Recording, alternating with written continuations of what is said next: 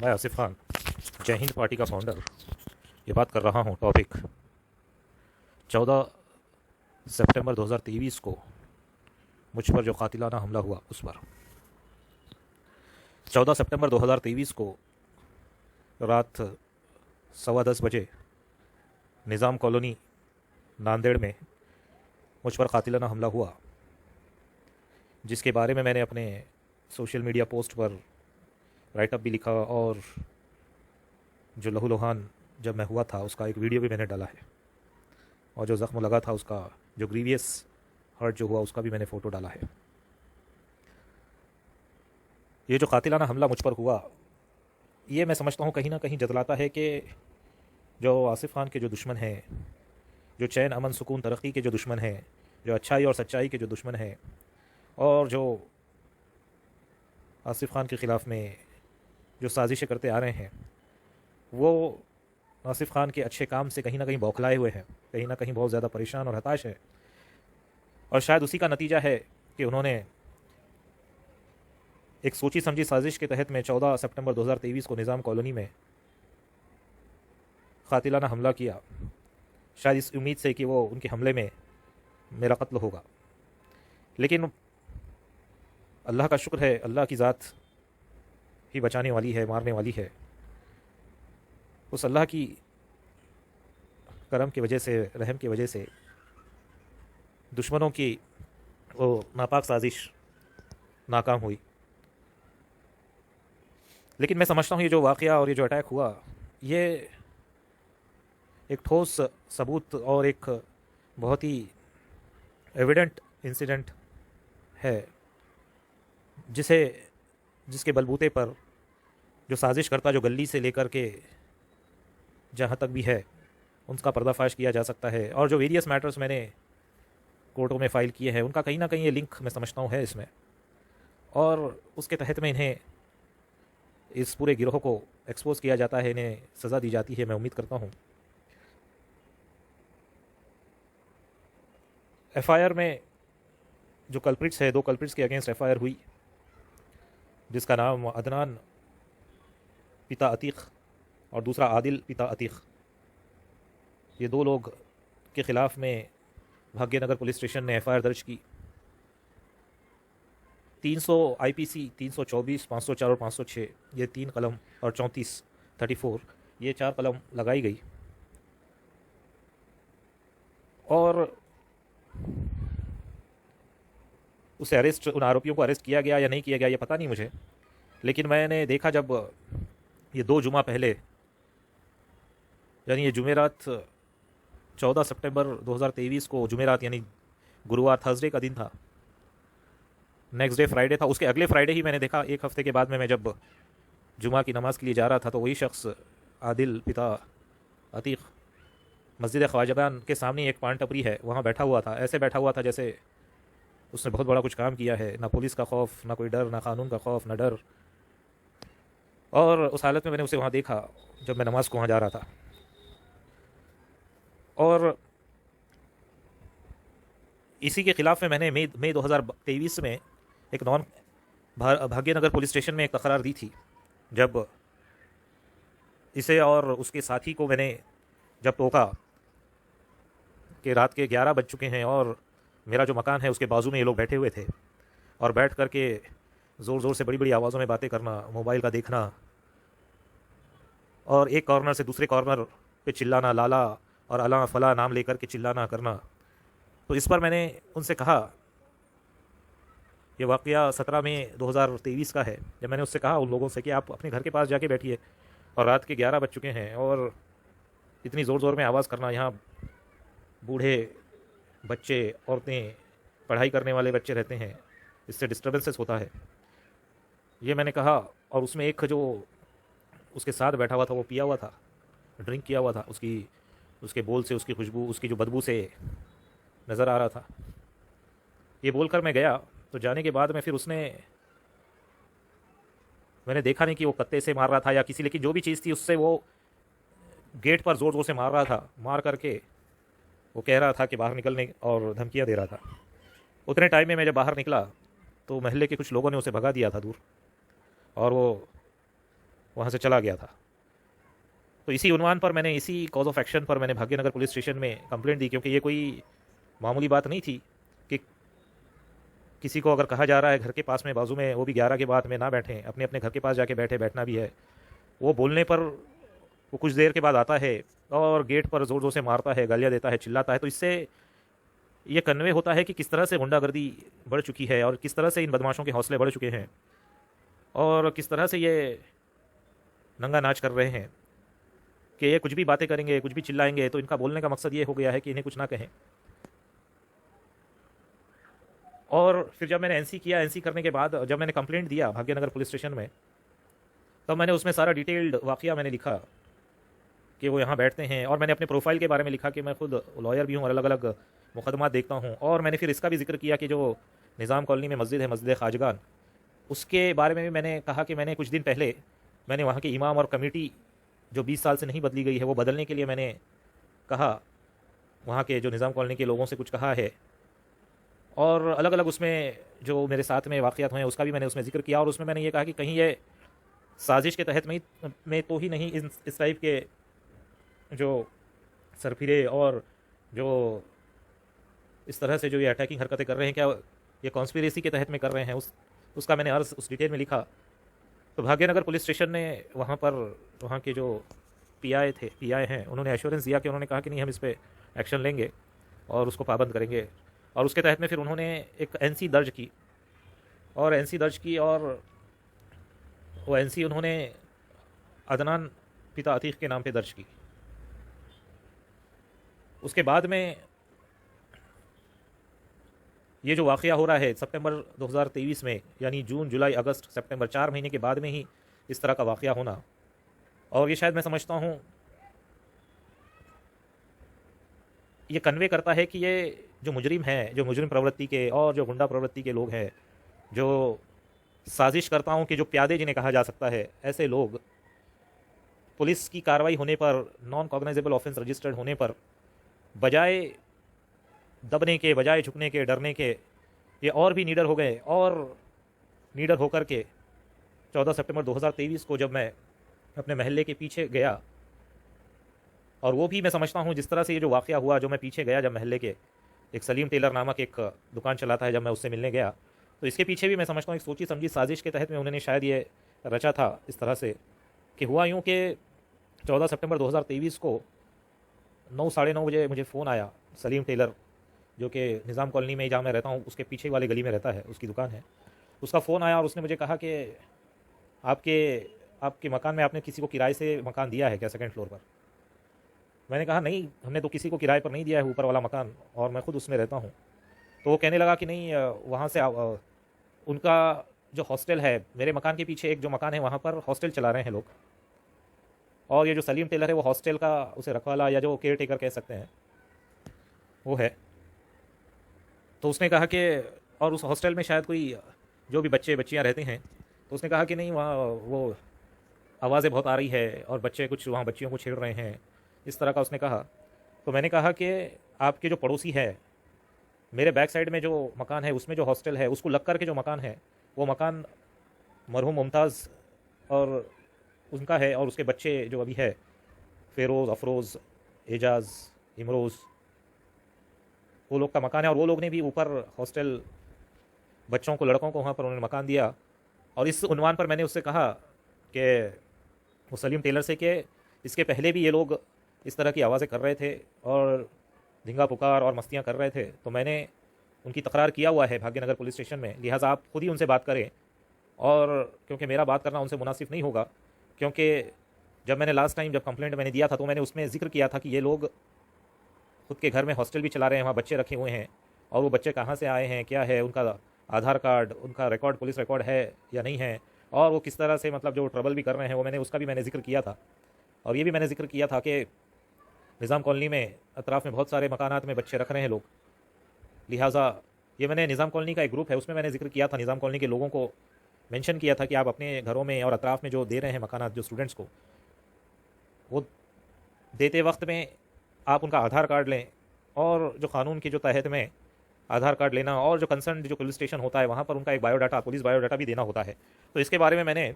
जो निज़ाम कॉलोनी का WhatsApp group है उसमें मैंने कहा था। तो उस दिन फिर सलीम को मैंने कहा कि आप खुद ही बात करो, और वो बच्चे वहाँ के परेशान कर रहे होंगे, आप खुद ही उनसे कहिए। ये कह करके फिर मैं अपने काम में लगा, और फिर मैं थोड़ी देर बाद मैं अपने छत पर गया। एज़ यूजुअल मैं कभी वॉक करने जाता हूँ ऊपर, तकरीबन 9:30 में समझता हूँ हो रहे थे रात के 14 सितंबर 2023 के। जब मैं ऊपर गया छत पर तो मैंने ऑब्वियसली, जब वो सलीम ने फ़ोन किया था तो वो मैटर फ्रेश था, तो मैंने वहाँ देखा, और वो पीछे के साइड में मैंने देखा, और कि मतलब वहाँ पे कौन है, क्या है, कोई शरारत तो नहीं कर रहा है। और वो करके मैंने फ़ोन किया मेरे ब्रदर को, इरफान नाम के। उसको मैंने कहा कि ऐसा ऐसा फ़ोन आया था, और यही बात इरफान ने थोड़े दिन पहले, 2-4 दिन पहले वहाँ पर उन लोगों को डांटा था, उन बच्चों को, कि वो बहुत ज़ोर ज़ोर से आवाज़ों में बातें कर रहे हैं, और उनके जोक्स, हंसी मजाक और छिछोरी बातें उनकी बहुत चल रही हैं बोलकर उसने मुझसे भी जिक्र किया था, और शायद उनको भी बोला था। तो उस उन्वान पर मैंने उससे कहा कि इस तरह से वो सलीम का फ़ोन आया था, और वो इस तरह से कह रहा था। और मैं जब छत पर था तो वो भी छत पर आया, और जब वो भी छत पर आया तो वहाँ पर जो बैक साइड में जो हॉस्टल है हमारे घर के, वहाँ से वो लड़कियाँ कह रही थी कि वो भैया बहुत सारी वो आवाज़ें कर रहे हैं, और उनके इंस्टा आईडी मांग रहे हैं, और पता नहीं क्या क्या कमेंट्स कर रहे हैं। तो इस पर मैंने कहा फिर कि सलीम जो है, जो हॉस्टल उनका चलाता है, मैंने सोचा चलो उससे जाके बात करते हैं, और पर्सनली जा करके बोलते हैं कि वो फ़िरोज़ और अफरोज़ जो हॉस्टल, जिनके घर में हॉस्टल में जो बच्चे हैं, उनको वो पाबंद करे और उनको डांटे और समझाए, ताकि वो इस तरह की हरकतें ना करें। तो तभी मैंने फिर वो सलीम को फ़ोन लगाया, सलीम टेलर को, और मैंने कहा कि आप है अपने दुकान पर, आके मैं मिलना चाहता हूँ। तो उसने कहा हाँ हूँ, मैं दुकान पर ही हूँ, उसने कहा। और फिर मैं नीचे उतरा, और मेरे साथ में मेरा भाई इरफान भी साथ में था। और जब मैं वहाँ पहुँचा, वहाँ पीछे बैक साइड में वॉक करते हुए मैं गया, जब मैं गया वहाँ पे, तो जो सलीम है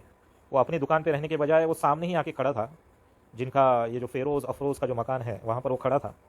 तो मैं, अब चूँकि वो वहाँ खड़ा था, तो मैं वहाँ पे गया और उससे बात किया। और फ़िरोज़ और अफरोज़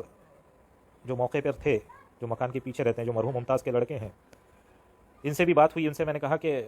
अपने वहाँ डिस्टर्बेंस वगैरह हो रहा है, आप बोलिए। तो उस पर फ़िरोज़ कह रहा था कि अरे आपने इससे पहले व्हाट्सएप में डाला है, वो नहीं डालना चाहिए था।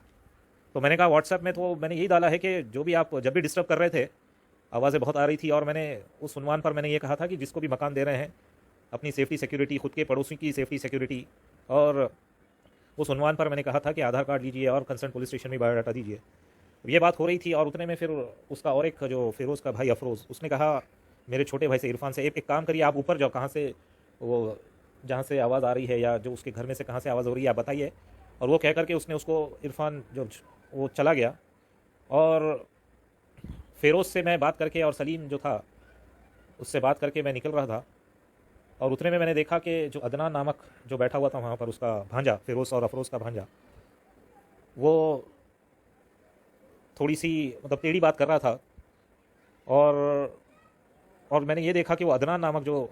शख्स था, जिसके ख़िलाफ़ में मैंने एनसी किया था, वो भी ये फ़िरोज़ अफरोज़ का ही भांजा लगता है। वो घर में अंदर गया, उसने मुझे देखा, देख करके अंदर गया, ये मैंने देखा। और बहरहाल मैं वहाँ कोई उससे झगड़ा करने तो नहीं गया था, लिहाजा मैंने कहा उससे, जैसे वो फ़िरोज़ अफरोज़ ने इरफान को कहा कि आप ऊपर जाओ और बताओ मेरे को कहाँ पे है, क्या है। तो मैंने फिर फ़िरोज़ से भी कहा आप भी चलो, अगर देख लो कहाँ पे क्या है, अगर आप बोलो ताकीद करो बच्चों को। ये कह करके मैं भी जब वापस जा रहा था, तो जब वापस मैं जा रहा था तो तभी जो ज़बरदस्त इन्होंने अटैक किया पीछे से किसी धारदार शस्त्र से, कि मैं वो मोमेंट मुझे फिर याद नहीं रहा, क्योंकि मैं वहाँ बेहोश हो चुका था। और फिर मुझे जब होश आया, तब मैंने देखा कि ये लोग बाइक पर मुझे, अफरोज़ और उसी के लोग मुझे बाइक पर लेकर के श्रीनगर की गलियों में, और फिर मेरे घर के ही पास में और एक ये जो मेन रोड है वहाँ पर लेकर के ये शायद घूम रहे थे। तब मैंने उनसे कहा कि नहीं, मुझे घर पे लेके चलो। तो वो, जब मैं घर पे फिर वापस पहुँचने के बाद में फिर मैं दवाखाना घर वालों के साथ में मैं गया। और जाने के बाद जो मेरे ब्रदर इन लॉज वगैरह जो डॉक्टर्स हैं वो भी आए, और फिर उनके बोलने पर फिर मैं जब डॉक्टर, क्योंकि खून काफ़ी बह रहा था, और उनके बोलने पर फिर मैं तकरीबन मेरे ख्याल से 11:30 हो चुके थे, यशोसाई नाम के हॉस्पिटल में मैं पहुंचा। वहाँ पर जब गया तो उन्होंने जब चेक किया तो उन्होंने 8 टाँके लगाए सिर पर, सीटी स्कैन करवाया और 8 टाँके लगे। तो ये मैं समझता हूँ ये कन्वे करता है कि किस तरह से ये लोग खून के प्यासे हो चुके हैं कि महल्ले में, एरिया में किसी से बात करने जाना भी ख़तरे से खाली नहीं रहा। और जबकि वो लोग जो कि कई सालों से रहते हैं पड़ोस में, और जिनके जो मरहूम मुमताज़, जो जिनके दादा नाना और बाप वो बड़े अदब एहतराम से मिला करते थे, वैसे लोग, उनकी औलादें इतनी खून की प्यासी हो जाएगी, ये मैंने उम्मीद नहीं किया था। लेकिन मैं समझता हूँ ये कहीं ना कहीं कन्वे करता है कि जो साजिश करता है वो खून के प्यासे हो चुके हैं,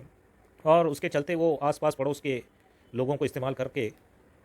जानलेवा हमला कर रहे हैं। तो ये मैं समझता हूँ नांदेड़ के और ये महल्ले के मुसलमानों की कमज़रफ़ी तो है ही कि वो एक अच्छाई और सच्चाई पे चलने वाले और अपने काम से काम रखने वाले और हक़ की बात, चैन अमन सुकून की बात करने वाले के ऊपर में ये जानलेवा हमला कर रहे हैं। उनके लिए ये तो बदनसीबी और कमज़रफ़ी की बात तो है ही। साथ ही साथ मैं समझता हूँ ये लॉ एंड ऑर्डर पे और नांदेड़ की लॉ एंड ऑर्डर पे, पुलिस प्रशासन पे बहुत बड़ा सवाल खड़ा कर देता है। इतना बड़ा सवाल खड़ा कर देता है कि ये इंसान सोचने पर मजबूर हो जाता है कि क्या नांदेड़ पुलिस के और पुलिस प्रशासन के ही लोग कुछ इसमें मुलविस है इस साजिश करने में। और इसका जवाब अगर ढूंढूं और जो फैक्ट्स की अगर मैं बात करूं तो कहीं ना कहीं लगता है कि हाँ बिल्कुल,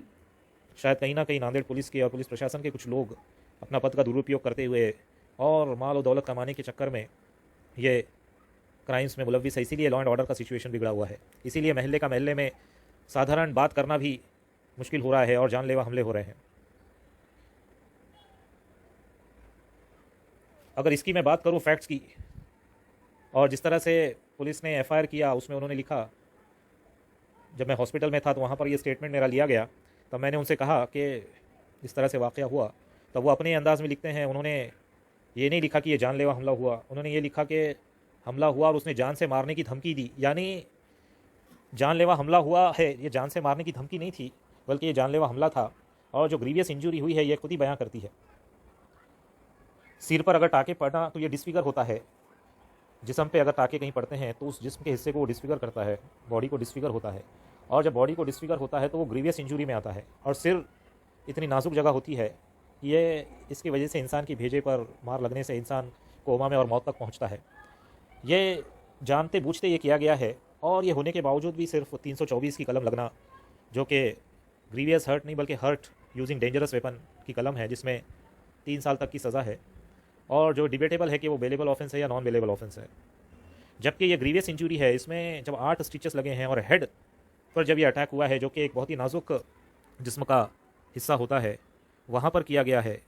और जिस तरह से कट बताया दिखा है उससे ये कन्वे होता है कि ये धारदार शस्त्र से और डेंजरस वेपन से इस्तेमाल करके अटैक किया गया। तो बजाय 307 और 326 लगाने के इसे 324 का लगाना, ये मैं समझता हूँ कन्वे करता है कि कहीं ना कहीं जो पुलिस में ही जो पद का दुरुपयोग कर रहे हैं वो लोग मुलविस है। अब कौन लोग हैं वो, तो उसका मैं समझता हूँ सीधा इन्वॉल्वमेंट जो रिटायर्ड डीवाईएसपी गनी खान पिता रशीद खान मढ़ई नांदेड़ में जो रहते हैं इनका हो सकता है, क्योंकि इनके खिलाफ में मैंने पद का दुरुपयोग करना, मिसयूज़ ऑफ पोस्ट, मिसकंडक्ट करना, इसकी तकरार मैंने दी थी। और यही गनी खान रिटायर्ड डीवाईएसपी शकूर खान पिता रऊफ़ खान, अजीम खान पिता रऊफ़ खान के साथ में मिल करके जो मेरे पिताजी की जो ज़मीन है 27 एकड़, जो मेरे वालिद की ज़मीन है 27 एकड़ नांदेड़ में तुप्पा पे, उसे हासिल करने के लिए इन्होंने 2008 में एक सिविल दावा दाखिल किया हुआ है। और जिस तरह से वो दावा चल रहा है और जिस तरह से उसके जो हैपनिंग्स हुए हैं उसको चलते मैंने फिर गनी खान का इन्वॉल्वमेंट सामने आया। और ये वही गनी खान है जिनके, ये जो लोग जिनके पिताजी रशीद खान, ये भी एक्स पुलिस हेड कांस्टेबल शायद थे इतवारा पुलिस स्टेशन नांदेड़ में। और ये लोग मेरे ही वालिद के मकान में, मढ़ई जो एरिया है नांदेड़ में, चौपाला और मढ़ई, वहाँ पर जो हमारा मकान है वहाँ पर ये लोग किराए से रहते थे। ये मैं सन 90 की बात कर रहा हूँ, जब मैं बिल्कुल छोटा बच्चा था। उस दौर में ये लोग किराए से रहते थे।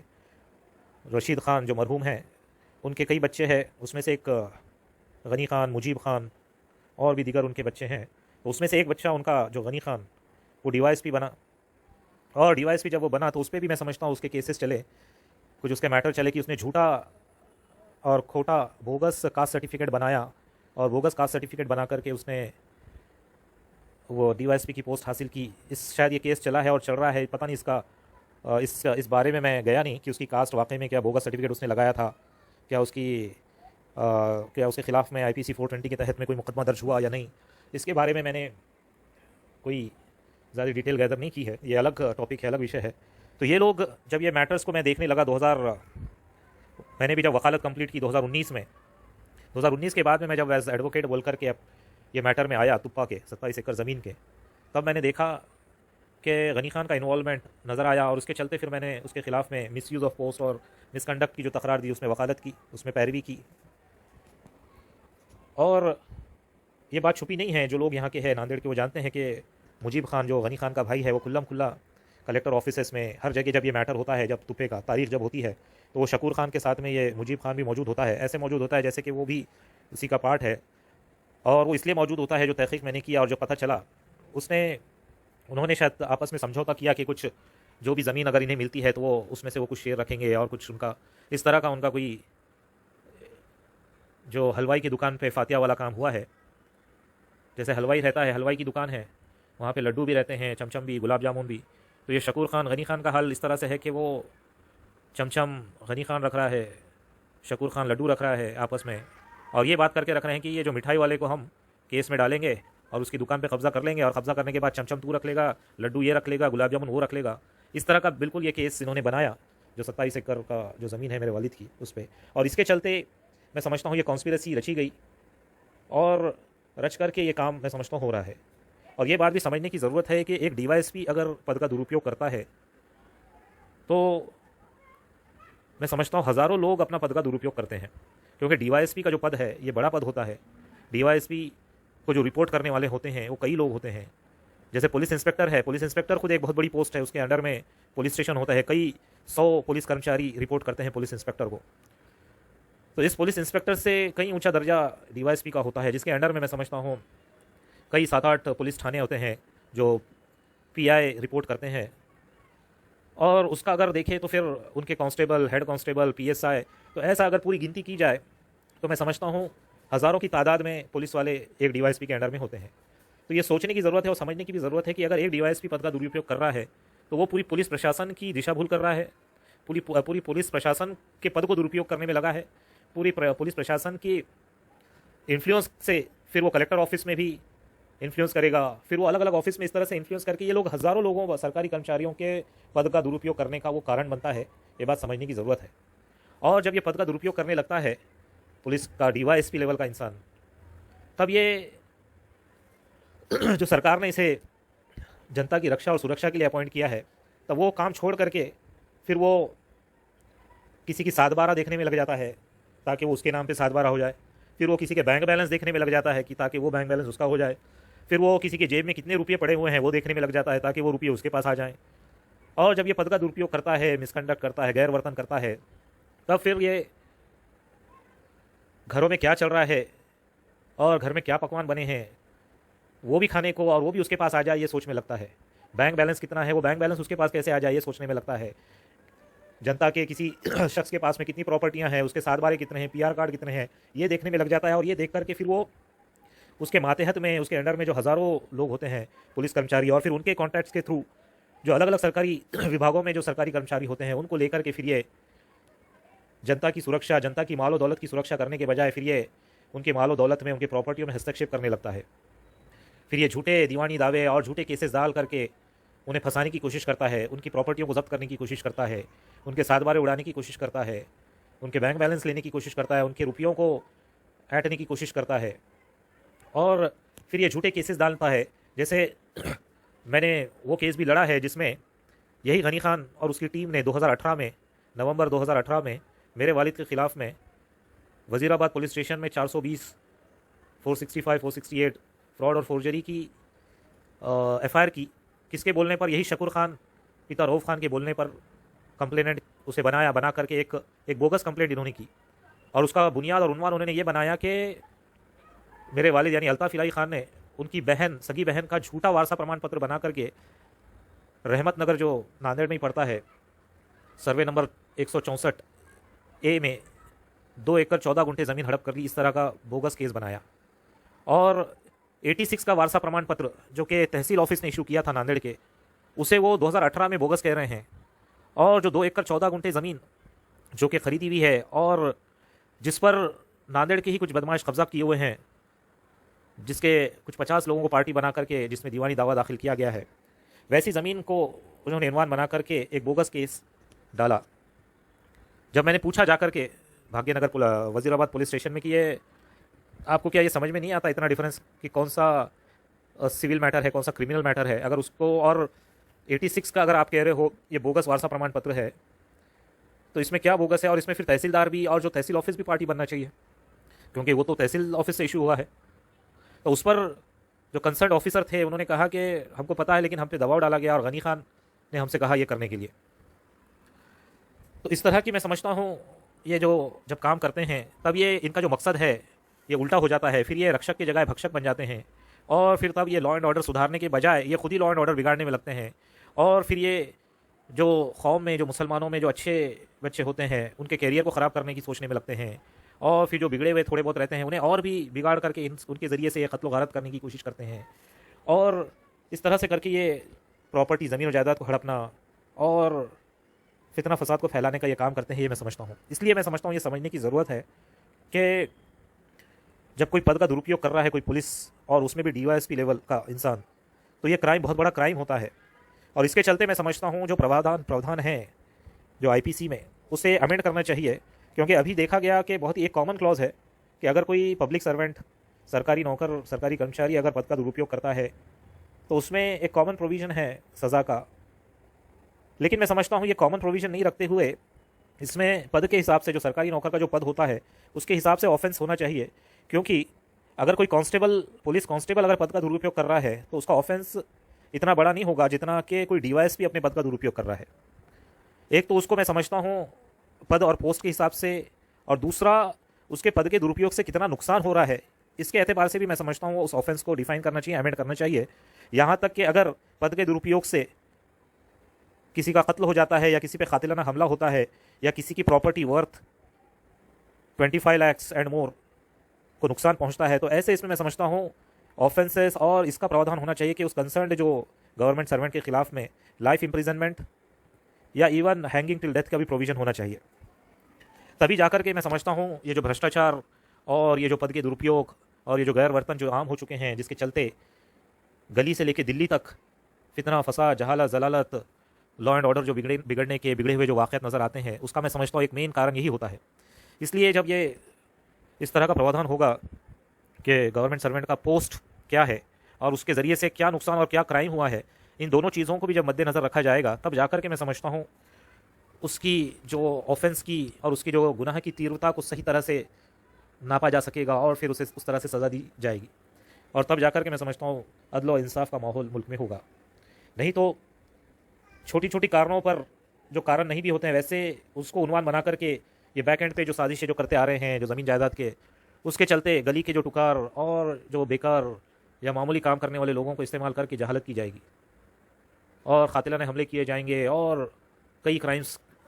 का वजूद होगा। इसलिए मैं समझता हूँ इस पद के दुरुपयोग को, गैर वर्तन को रोकना, भ्रष्टाचार को रोकना बहुत ज़रूरी है, और उसे रोकने के लिए ये प्रॉपर अमेंडमेंट ज़रूरी है कि पोस्ट देखी जाए और उस पद के दुरुपयोग, गैर वर्तन, भ्रष्टाचार से कितना नुकसान हुआ है, क्या क्राइम हुआ है, ये भी देखा जाए, और उस हिसाब से सज़ा दी जाए, यहाँ तक की सज़ा दी जाए कि फांसी और उम्र कैद तक की भी। तभी जाकर के मैं समझता हूँ मुल्क में माहौल सही होगा। नहीं तो जैसे मैंने कहा कि एक डीवाईएसपी अगर पद का दुरुपयोग कर रहा है तो हज़ारों पुलिस कर्मचारी और हज़ारों सरकारी कर्मचारियों के पद के दुरुपयोग का वो कारण बन सकता है। और यही नहीं, बल्कि जैसे मैंने देखा, फिर ये देखने में मिलेगा कि सोसाइटी में भी जो अलग अलग पेशे के जो लोग होते हैं, प्राइवेट जो रहते हैं, फिर ये उनके ज़रिए से भी ये गलत काम कराते चले जाएंगे। यहाँ तक कि पंक्चर वाला जो होता है वो पंक्चर वाले को लेकर के चलती हुई गाड़ी को पंक्चर करेंगे, या रखिए कहीं रुका है आसिफ खान, जैसे मैंने खुद देखा है कई बार SX4 मारुति सुजुकी की, जो कि एक 2007 में लॉन्च जब हुई थी, एक हाई एंड गाड़ी, वैसी गाड़ी जब मैं इस्तेमाल करते आ रहा हूँ, तब मैंने देखा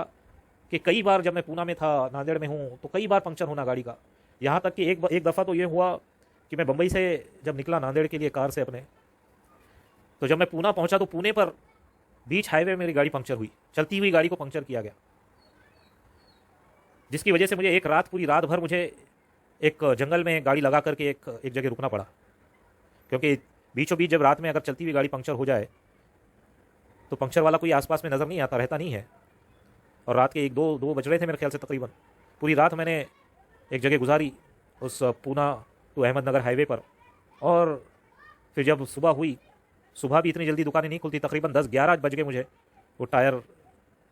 बदलने में और उसके पंक्चर को बदलने में। तो ये मैं समझता हूँ कन्वे करता है। और ये मैं जो कह रहा हूँ, ये मैं कोई हवा में बातें नहीं कर रहा हूँ। ये जो जिस तरह से इन्होंने इनकी जो मॉड्यूस ऑपरेंडी है ये मैं बयां कर रहा हूँ। ये समझ लीजिए कि आप जिन बदमाशों ने जिस पर साजिश किया है वो एक एक चीज़ को समझ करके आपके सामने पेश कर रहा है। तो जब ये पद का दुरुपयोग करता है कोई पुलिस वाला, और वो भी डीवाईएसपी लेवल के, तो मैं समझता हूँ फिर वो सिर्फ हज़ारों सरकारी कर्मचारियों को ही पद का दुरुपयोग करने नहीं लगाता, बल्कि पंक्चर वाले को भी फिर पंक्चर बनाने की जगह वो पहले पंक्चर कराने लगाएगा। फिर जो मैकेनिक होते हैं वो मैकेनिक के ज़रिए से हाई एंड गाड़ी में भी पेट्रोल की बात छुड़वा देगा। मैंने देखा कि मेरी जो गाड़ी है SX4 में जो चलाता आ रहा हूँ, उसमें अचानक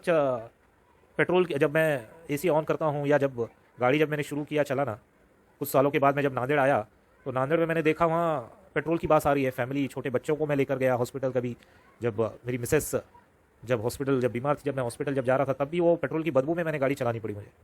तो ये अचानक एकाएक नहीं होता है। जबकि ये पद का जब दुरुपयोग करते हैं तो ये मैकेनिक को लेकर के फिर जब गाड़ी के, आप 24 घंटे तो मैं अपनी गाड़ी के सामने खड़ा नहीं रहूँगा। और जब इन्होंने मकर फरेब, और जब पुलिस वाला ही कोई पद का दुरुपयोग कर रहा है, जिससे जो माल दौलत हमारी गाड़ी की जो रक्षा करने वाला ही जब बदमाशी पे आ चुका है, जब साजिश करता हो चुका है, तब फिर वो खड़ी गाड़ी जब देखता है, तब वो मैकेनिक को लेकर के ऐसा काम कर रहे हैं कि आपकी सुख की चीज़ को वो दुख में और परेशानी में बनाने की कोशिश कर रहे हैं। तो इस तरह के कई वाक़यात है जिससे मैं समझता हूँ प्रूव होता है, कन्वे करता है कि जब ये पद का दुरुपयोग करते हैं तब ये बहुत बड़ा बिगाड़ सिर्फ सरकारी कर्मचारियों में नहीं बल्कि समाज में पैदा कर देते हैं, कि हर जगह फिर ये अपना नेटवर्क बना करके, मैं समझता हूँ हज़ारों की तादाद में लोगों को ये बुरा काम करने में, लॉलेस और क्राइम की ओर डाल देते हैं। और दूसरी अहम बात मैं समझता हूँ ये मुसलमानों ने समझने की ज़रूरत है, क्योंकि जो मैं गनी खान का जो नाम लिया, ये कोई हिंदू नहीं है। ये डीवाईएसपी गनी खान, जिसके खिलाफ में मैंने मिसकंडक्ट और इसकी कंप्लेंट की थी, ये मुसलमान है। और ये मुसलमान होकर के एक मुसलमान के खिलाफ ही जब साजिश कर रहा है, और ऐसे लोगों को साथ में लेकर के साजिश कर रहा है, शकूर खान, जिनके वालिद रऊफ़ खान, जो कि मेरे वालिद के कज़िन भाई ब्रदर होते थे, वो प्रॉपर्टी के बंटवारे के बाद में 32 साल जिंदा थे, 32 साल, 32 ईयर्स। और वो खुद गवर्नमेंट सर्वेंट थे, बस कंडक्टर थे वो। और बस कंडक्टर होने की वजह से उनकी माशी हालत उतनी अच्छी नहीं थी शायद, और 2 बीवियाँ उनको थे। इसकी वजह से उनको जो बंटवारे में जो ज़मीन मिली थी, उन्होंने उन्हीं के दौर में बेची। उसका रिकॉर्ड मौजूद है, सेल डीड मौजूद है। नारायण राव नामक व्यक्ति को उन्होंने वो बेची है। ये सब होने के बावजूद भी जब रऊफ़ खान का इंतकाल होने के बाद में, रऊफ़ खान जब एक्सपायर हो चुके थे 2008 में, उसके बाद में उनके बच्चे उठ करके मेरे वालिद के खिलाफ में केस डाल रहे हैं कि जो 27 एकड़ उन्होंने जो खरीदी थी 2006 में रजिस्टर्ड सेल डीड आधार, और जिससे खरीदी थी उन्होंने 85 में उसे खरीदा था। तो उन्होंने ये केस बनाया कि जो 85 की सेल डीड है वो भी गलत, 2006 की सेल डीड वो भी गलत। और जो जिसने 85 में जो ज़मीन को बेचा था, ज़ोहरा बेगम नाम था उनका, उन्होंने इसलिए बेच पाए वो इसलिए क्योंकि उनका 1976 में पार्टीशन आधार उनका नाम 7/12 में आ चुका था, फेरफार उनके नाम हो चुका था। इसके बाद उन्होंने 9 साल के बाद वो ज़मीन को बेचा था। और 1976 में जो फेरफार हुआ जो ज़मीन का, वो पार्टीशन आधार हुआ, वो बंटवारा आधार हुआ, जिसमें 27 एकड़ ज़ोहरा बेगम को मिली। रऊफ़ खान जो कि ये जो शकूर खान के वालिद, उनको सर्वे नंबर कुछ 35 मिला, और एक ख्वाजा खान नाम के और एक उनके भाई थे, उन्हें कुछ सर्वे नंबर 34 मिला। रिकॉर्ड मौजूद है, गवर्नमेंट रिकॉर्ड है, और 30 साल पुराना रिकॉर्ड है, जो कि that is presumed to be correct. जो एविडेंस लॉ जो कहता है उसे प्रूव करने की ज़रूरत नहीं होती है। ये सब होने के बावजूद भी ये देखने में आया, ये मैं अगर कोर्ट में जो धांधलियाँ इन्होंने की, अगर मैं उस पर अगर जाऊँ और तो वो मैं समझता हूँ बात बहुत लंबी हो जाएगी। लेकिन जब मैं बात कह रहा हूँ कि एक जब पद का दुरुपयोग करता है तो ये हज़ारों सरकारी कर्मचारियों को पद का दुरुपयोग करने लगाते हैं, और उसके चलते फिर ये होता है कि 32 साल के बाद में कोई भी उठता है जो 76 में जो शायद पैदा भी नहीं हुआ होगा, और जो 85 में जब सेल डीड हुई वो शायद 5-6 साल का जो बच्चा होगा, फिर वो कोर्ट में शपथ पत्र दाखिल करता है कि वो 85 की सेल डीड गलत है, 2006 की गलत है, 76 का फेरफार गलत है, और उसके आधार फिर कोर्ट का मैटर चलता है, और उसके फेवर में आधा जजमेंट होता भी है। तो इससे मैं समझता हूँ ये प्रूव होता है कि ये किस तरह से ये पद का दुरुपयोग एक कंटेजियस डिसीज़ के टाइप में है, और ये किस तरह से overall law and order, police establishment को तबाह बर्बाद करता है, कोर्ट की जो जुडिशियल जो उसके जस्टिस के मकसद को तबाह बर्बाद और ख़राब करता है, और ये इनके मकसद के विपरीत और उल्टे काम करने में फिर ये लग जाते हैं। तो ऐसे मैटर को लेकर के ये इंसाफ की बात कर रहे हैं। तो मुसलमानों में भी मैंने देखा कि ये इस उन्वान को उन्होंने बना करके कई मुसलमानों को अपने साथ में लिया। कॉरपोरेटर्स जो है नांदेड़ के कुछ एक्स कॉरपोरेटर या प्रेजेंट कॉरपोरेटर, एक्स मेयर, जो कि रहमत नगर की जो ज़मीन है 2 एकड़ 14 गुंठे, जिसमें एक एक्स मेयर का नाम है, शायद मसूद अहमद नाम है उनका, जो पार्टी बनाए हुए हैं, जो 50 लोगों की रिकवरी ऑफ पोजीशन, तो मैं समझता हूँ ये जब अगर सारी ये अलग अलग कड़ियाँ जोड़े तो एक साजिश, क्रिमिनल कॉन्स्पिरेसी बन के आती है। और जब आती है तो मैं समझता हूँ ये मुसलमानों के लिए एक बहुत अफसोस की बात है कि एक मुसलमान जब कोई गवर्नमेंट पोस्ट पे जा रहा है, पद पे जा रहा है, डीवाईएसपी बन रहा है या मेयर बन रहा है या कॉर्पोरेटर बन रहा है या कोई जज बन रहा है या कोई XYZ बन रहा है, तो ये इसका मकसद जो उसका ऑब्जेक्टिव है उस पोस्ट का और जो ईमान का ऑब्जेक्टिव है ईमानदारी से रहना, उसके फिर विपरीत ये ईमान की शायद कमज़ोरी होने की वजह से और कहीं ना कहीं मुसलमानों का पिछड़ा होने की वजह से ये लोग मुसलमानों में ही देख रहे हैं कि कौन दौलत वाला, ख़ानदानी दौलत वाला मौजूद है और फिर उसकी दौलत को कैसे हड़प किया जाए, उसके लिए फिर वो षड्यंत्र रच रहे हैं, जहालत जलालत कर रहे हैं। उसका मैं समझता हूँ ये जीता जागता उदाहरण इस तरह का जो मैटर है, जो मैंने बताया, जो मैंने कंप्लेंट दी थी गनी खान का पद का दुरुपयोग करना, शकूर खान का झूठा केस का डालना, ये मैं समझता हूँ ये एक जीता जागता उदाहरण है कि हिंदुस्तान में मुसलमानों की इतनी बुरी हाल हो चुके हैं कि ये झूठ का, मकर फरेब, धोखे का सहारा लेकर के अपने ही मुसलमान और जो बड़े बुजुर्ग मुसलमान हैं उन्हीं को तबाह और बर्बाद करने की सोच रहे हैं। या नहीं तो इन्हें यह भी कहा जा सकता है कि कहीं ना कहीं ये एक्चुअल में बीजेपी की या वो पार्टियों की बी टीम है जो पूरे हिंदुस्तान में ये ढिंढोरा पीट रहे हैं कि मुसलमान बेईमान होता है, ख़राब होता है। क्योंकि इस तरह की जो हरकतें हैं जो ये कर रहे हैं, ये सीधा सीधा मैं समझता हूँ बेनिफिट ये लोग जो जातिवादी करते हैं उसको बढ़ावा दे रहे हैं। और ये कहीं ना कहीं ये कन्वे कर रहे हैं कि मुसलमानों के जो हिंदुस्तान में मुसलमानों के मामलात वाकई में ख़राब हो चुके हैं और ये पद का दुरुपयोग करते हैं। कहीं ना कहीं ये जो बीजेपी का जो एजेंडा और जो बातें वो लोग कहते हैं, कहीं ना कहीं उसको ये सच करने में लगे हैं। अब वो गैर महसूस तरीके से कर रहे हैं या एक्टिवली इन्वॉल्व होकर कर रहे हैं, ये मैं समझता हूँ एक अलग मुद्दा है, एक अलग टॉपिक है। लेकिन इस तरह का वाक़यात हो रहे हैं, ये बात समझने की ज़रूरत है। और जब इस तरह का काम हो रहा है तो मैं समझता हूँ फिर किसी नफरती पार्टी को, RSS और बीजेपी को जिस तरह से कहते हैं, फिर उनको कोई एजेंडा मुसलमानों को बर्बाद करने की ज़रूरत नहीं रहती है। मुसलमान फिर खुदी की लालच में, खुदी के मकर फरेब होके, झूठ के सहारे या खुदी फिर बर्बादी वाले रास्ते पे हो जाता है। ये बात समझने की ज़रूरत है और ये समझ करके मैं समझता हूँ मुसलमानों ने सुधरने की ज़रूरत है, गली से लेकर के दिल्ली तक। और जो मुल्क की ओवरऑल पॉलिटिक्स ने भी मैं समझता हूँ सुधरने की ज़रूरत है कि उन्हें जातिवाद, भेदभाव की पॉलिटिक्स से उठ करके, मुसलमानों को पस्त करने वाली पॉलिटिक्स से उठ करके एक inclusive politics, peace, improvement, development for all, चैन, अमन, सुकून, तरक्की सब के लिए सब दौर में इस रुझान से, इस उन्वान पर काम करने की ज़रूरत है। क्योंकि कहीं ना कहीं जातिवाद मुल्क में बहुत हुआ, उसका नतीजा है कि आज मुसलमान इतना खस्ता हालत में हो चुका है कि वो अपनी ज़रूरियात के लिए, अपने चंद ज़रूरत के लिए ये झूठे मुकदमा डाल रहा है। और ये हिंदुओं पे नहीं डाल रहा है बल्कि मुसलमानों पे ही पहले डाल रहा है, क्योंकि ये कमज़ोर हो चुका है। तो ये समझने की ज़रूरत है। लेकिन जब ये कोई झूठा मुकदमा डाल रहा है और फिर झूठा मुकदमा डाल करके कोई अगर वो पुलिस उसको सपोर्ट कर रहा है, कोर्ट अगर उसको सपोर्ट कर रहा है, पॉलिटिक्स के जो गली में जो लोग रहते हैं या नगर सेवक, कॉर्पोरेटर, MLA, MP अगर उसे सपोर्ट कर रहे हैं, तो ये समझने की ज़रूरत है। या कलेक्टर ऑफिस में कलेक्टर, एडिशनल कलेक्टर, महसूल सहायक या जो कारकुन अगर उसे सपोर्ट कर रहे हैं, तो ये समझने की ज़रूरत है कि ये लोग एक्चुअल में फिर पूरे मुल्क के निज़ाम को ही बिगाड़ रहे हैं, ये हिंदुस्तान को ही बिगाड़ रहे हैं। ये बात समझने की ज़रूरत है। और ये समझ करके मुल्क में मुसलमानों को जो माशी, जो पिछड़ेपन में ये जो जा चुके हैं, पॉलिसीज़ को सही करने की ज़रूरत है ताकि वो उससे उठे और मेन स्ट्रीम में फिर वो अपने एफर्ट्स लगाए कि कानून के दायरे में रहते हुए अपनी नौकरियों को ढूंढे, उन्हें नौकरियां दी जाए, उन्हें जो इंसाफ दिया जाए नौकरियां दे करके, ना कि उन्हें एक दिलासे पे रख करके। एक तो पहले वो झूठा केस डाल रहा है और झूठा केस डालने के बाद में वो झूठा रहने के बावजूद भी अगर पुलिस या कोर्ट या कलेक्टर ऑफिस उसके फेवर में आदेश अगर कर रहा है, तो ये मैं समझता हूँ वो छोटा झूठा है वो, और जो उसके फेवर में आदेश दे रहा है वो उससे बड़ा झूठा बन के उभरता है, उससे बड़ा बदमाश बन करके उभरता है। बात समझने की ज़रूरत है। और इससे मुल्क का लॉ एंड ऑर्डर, मुल्क की जो लेन देन, मुल्क की जो इस्टेब्लिशमेंट सुधरने के बजाय बर्बादी और तनज़्ज़ुल की ओर जाती है। ये बात समझने की ज़रूरत है। और जैसे मैंने कहा कि जो मेरे साथ जो वाक़या हुआ 14 सितंबर 2023 को, जानलेवा मुझ पर जो हमला हुआ, अगर इसमें जो साजिश करने वाले अगर ये कामयाब भी हो जाते और अगर आसिफ खान मर भी जाता, इंतकाल भी कर जाता या शहीद भी हो जाता उस दिन, तो भी मैं समझता हूँ ये भले ही उन्हें वो कामयाबी लगती होगी, लेकिन ये और भी बहुत बड़े खसारे और बहुत बड़े मकर फरेब और झूठ के दलदल में ये और भी गिर जाते। और उससे मैं समझता हूँ सिर्फ साजिश करता के ऊपर ब्लेम नहीं जाता है, या जो मारने वाला जो गली का सरफिरा कोई लौंडे पर ब्लेम नहीं जाता है, बल्कि पुलिस प्रशासन पे, और जो लॉ एंड ऑर्डर देखते हैं, जिनकी जिम्मेदारी होती है, और जो पूरी महाराष्ट्र शासन और भारत सरकार पर इसकी जिम्मेदारी आती है, क्योंकि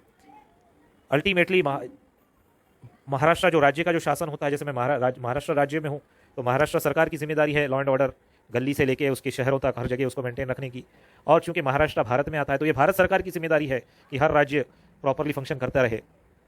तो ये मैं समझता हूँ, ये बिगाड़ अगर रोकना है, ये जहालत जलालत रोकना है, तो ये जैसे मैंने कहा, जो पद के दुरुपयोग को, गैर वर्तन को, भ्रष्टाचार को रोकना होगा, और जो जातिवाद की सियासत से हट करके अच्छाई और सच्चाई की सियासत, अच्छाई और सच्चाई की लड़ाई पे आना होगा। आपस के भेदभाव को भूल करके सही राह पर आना होगा। नहीं तो ये होगा कि आज मुसलमान इतना पिछड़ा हुआ है, जैसे मैं देखने आ रहा है, चाहे महाराष्ट्र का हो या मुल्क में कोई और जगह का, कि उसके चलते वो घरों में और ख़ानदानों में और महल्ले में एक दूसरे पे झूठे मुकदमा डाल करके इस नीयत से कि उसे कुछ चंद पैसे मिल जाए, जब ये कर रहा है तब उसे उसमें कामयाबी मिल रही हो या नहीं मिल रही हो, ये अलग बात है। लेकिन ये धीरे धीरे होगा, ये कि उसकी हिम्मत बढ़ेगी, फिर वो घर और ख़ानदान और महल्ले से हट करके फिर वो गैर मुसलमानों की भी प्रॉपर्टियों पे और उसके मालो दौलत पर फिर ये नज़र रखेगा। ये बात समझने की ज़रूरत है। इसलिए ये ना समझे कि आसिफ खान का मसला है और वो उसके केसेस के बातें हैं, और वो जो जानलेवा हमला हुआ वो एक शख्स पर हुआ। ये समझने की ज़रूरत है कि ये जानलेवा हमला और ये जो साजिशें ये मुल्क के ख़िलाफ़ में हो रही है, ये अच्छाई के ख़िलाफ़ में हो रही है, ये सच्चाई के ख़िलाफ़ में हो रही है, ये जुडिशरी के ख़िलाफ़ में हो रही है, ये एग्जीक्यूटिव के ख़िलाफ़ में हो रही है, ये लेजिस्लेशन के ख़िलाफ़ में हो रही है, ये जो सोसाइटी का जो बेसिक ऑर्डर होता है उसके ख़िलाफ़ में हो रही है। ये बात समझने की ज़रूरत है, और समझ करके ऐसे लोगों के ख़िलाफ़ में जंग की ज़रूरत है जो जहालत जलालत कर रहे हैं, मकर फ़रोग धोखा कर रहे हैं, और चंद पैसों के लिए, चंद कौड़ियों के लिए कत्ल गारत मुल्क में करने का साजिशें कर रहे हैं और अंजाम दे रहे हैं। मैं उम्मीद करता हूँ कि जो बात मैंने कही ये समझ में आती है। उसके तहत में महाराष्ट्र सरकार, भारत सरकार, नांदेड़ का लॉ एंड और नांदेड़ पुलिस अपने उनके जो नांदेड़ पुलिस में जो गंदगी जो फैल चुकी है उसे वो साफ़ करते हैं। उनमें जो गद्दार और बदमाश और जो पद का दुरुपयोग कर रहे हैं, जो गैर वर्तन कर रहे हैं, उन्हें एक्सपोज करके उन्हें डिस्पोज करते हैं, मैं उम्मीद करता हूँ। और ये जो दूसरों की साथ बारह पे जो ब्रैकेट लगाने की सोच रहे हैं, मैं उम्मीद करता हूँ कि ये महाराष्ट्र शासन और भारत सरकार उन बदमाश पुलिस वाले और उन बदमाश सरकारी कर्मचारी जो पद का दुरुपयोग करते हैं, गैर वर्तन करते हैं, जो हज़ारों की तादाद में हो या लाखों की तादाद में हो, उनकी सात बारों पे ब्रैकेट लगाते हैं। ये मैं उम्मीद करता हूँ, ताकि वो सही राह पर आएँ और मुल्क में लॉ एंड ऑर्डर का माहौल बने, अच्छाई सच्चाई का माहौल बने, और मकर फरेब जहालत जलालत ख़त्म हो। मैं उम्मीद करता हूँ कि जो बात मैंने कही समझ में आती है, और समझ करके नांदेड़ के, महाराष्ट्र के, हिंदुस्तान के लोग सुधरते हैं, अच्छाई सच्चाई पे आते हैं, और अच्छाई सच्चाई पर आकर के चैन अमन सुकून तरक्की के साथ में रहते हैं और उसके तहत में मेहनत करते हैं। ये मैं उम्मीद करता हूँ। इस बात के साथ मैं अपनी बात ख़त्म करता हूँ।